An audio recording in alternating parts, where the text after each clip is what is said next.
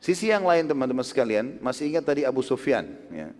Sempat saya katakan, kalau beliau masuk Islam tapi masih bimbang, karena ketakutan saja. Dan kebimbangan ini terus terjadi. Abu Sufyan waktu itu pemimpin Mekah. Kalau masih ingat kita review kembali, selesai perang Badar, waktu terbunuh mayoritas pimpinan Quraisy, ya, Abu Jahal, Umayyah bin Khalaf, Syaibah, Walid, banyak tokoh-tokoh Quraisy meninggal.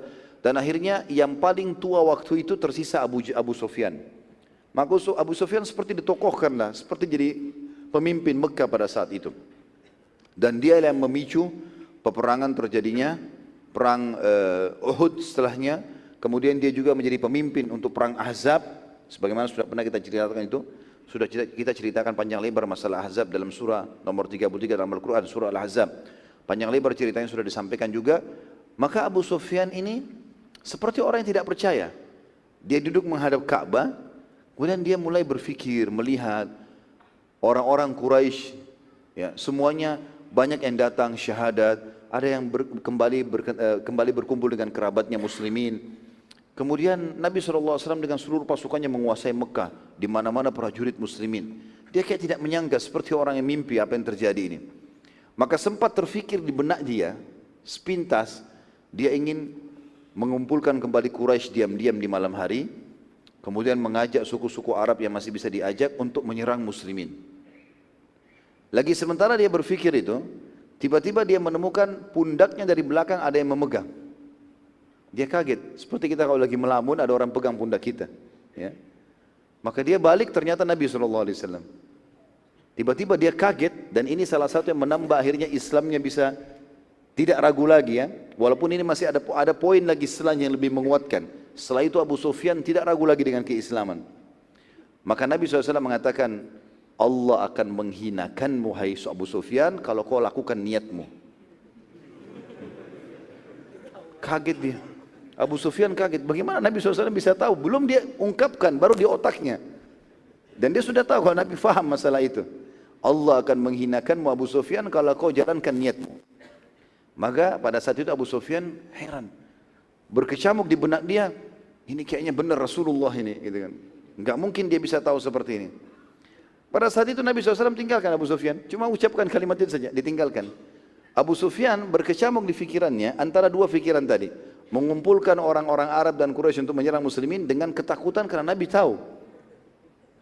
Maka ada dua orang temannya, dua orang ini pimpinan Quraisy juga, namanya Utad ibn Usaid dan Harith ibn Hisham. Usaid dan Hisham, ayahnya kedua orang ini. Utad ibn Usaid, Usaid ini mati terbunuh dalam keadaan kafir. Harith ibn Hisham, Hisham juga terbunuh dalam keadaan kafir. Ini anak mereka ini.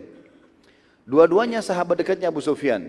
Datang duduk di sebelah Abu Sufyan, menghadap ke Ka'bah, melihat kejadian tersebut. Lalu ketiga orang sahabat ini masing-masing seperti orang yang terdiam, tidak tahu apa yang harus dilakukan, bingung gitu. Lalu tiba-tiba saja si Utad berkata, ya, maaf, pada saat itu sebelumnya, waktu mereka lagi melamun, menghayal, melihat keadaan ini, waktu sholat masuk, Nabi SAW suruh Bilal naik ke atas Ka'bah, azan di atas Ka'bah.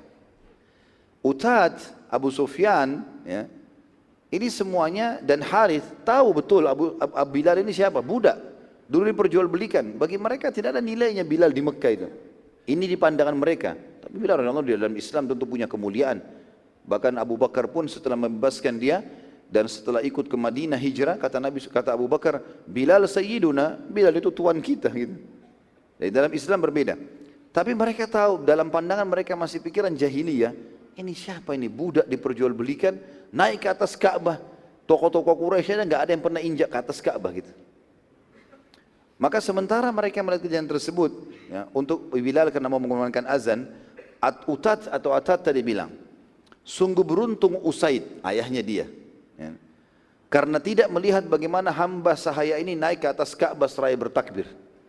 Kalau ayah saya masih hidup, Usaid, ini pasti dihukum nih. Gak mungkin ada budak bisa dari atas Ka'bah. Harith ibn Hisham juga bilang sama. Harith bilang, sungguh beruntung Hisham, karena tidak melihat budak ini hamba saya naik di atas Ka'bah dan bertakbir. Kalau Abu Sufyan dia bilang begini, sungguh aku tidak mau berkata apa-apa. Karena demi Allah kalau aku ucapkan kata-kata, maka batu ini akan sampaikan ke dia. Dia tunjuk batu di depannya. Uniknya dalam riwayat ini subhanallah, baru mereka habis bicara begitu, Nabi SAW lewat. Lalu Nabi bilang, wahai Utat, sungguh beruntung Usaid karena tidak melihat hamba sahaya di atas Ka'bah. Wahai Harith, sungguh beruntung Hisham tidak melihat budak ini di atas Ka'bah bertakbir. Wahai Abu Sufyan, sungguh aku tidak akan berkata apa-apa. Karena kalau aku ucapkan, batu itu akan menyampaikan. Semenjak kejadian ini Abu Sufyan tidak ragu lagi dengan keislaman. Ini kejadian terakhir yang membuat Abu Sufyan tidak ragu dengan Islam. Maka pada saat itu kata ahli sejarah, Abu Sufyan seluruh hatinya dipenuhi dengan Islam, tidak ada keraguan lagi.